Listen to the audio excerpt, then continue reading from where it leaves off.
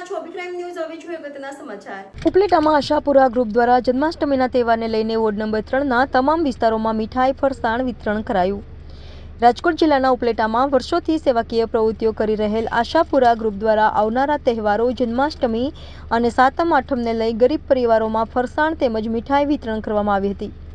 આ સંસ્થા દ્વારા ઘણા વર્ષોથી ઉપલેટામાં જન્માષ્ટમી પર જરૂરિયાતમંદોને મીઠાઈ વિતરણ સહિતની અલગ અલગ સેવાકીય પ્રવૃત્તિઓ કરી રહ્યા છે, જેમાં વિદ્યાર્થીઓને નોટબુક વિતરણ, મેડિકલ સહાય જેવી સામાજિક પ્રવૃત્તિઓ કરી રહ્યા હોય અને હજુ પણ ગરીબ લોકો અને બાળકો માટે વધુ સેવાકીય પ્રવૃત્તિ કરી બતાવવાની ઈચ્છાઓ વ્યક્ત કરી રહ્યા છે. આજે પણ આ સંસ્થાઓ દ્વારા ઉપલેટા શહેરમાં તહેવારોને લઈ વોર્ડ નંબર 3ના સોનલનગર, ચુનારવાસ, જડેશ્વર તેમજ વાડલા રોડ જેવા તમામ વિસ્તારોમાં 500 કિલો મીઠાઈ અને 500 કિલો ફરસાણના ફ્રૂટ પેકેટની કીટો વિતરણ કરવામાં આવી હતી, જેથી નાના અને ગરીબ લોકો પણ તહેવાર અને ભગવાન કૃષ્ણ જન્મની ઉત્સવની ઉજવણીથી વંચિત ન રહે અને ગરીબ પરિવારોમાં પણ ઉત્સવની ઉજવણી થઈ શકે.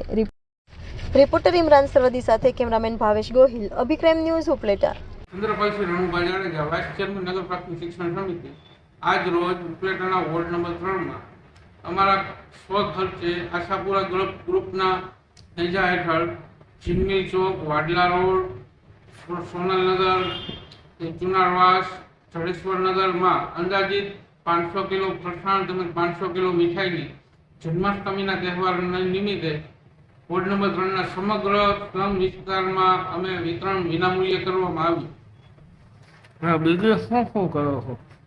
બીજું, દર વર્ષે અમે વિદ્યાર્થીઓને નોટબુક વિતરણ તેમજ દવા, મેડિકલ સહાયથી માંડી અમે અમારાથી જે કાંઈ પણ બનતી મહેનત અમે પરિવારોને કરી છે.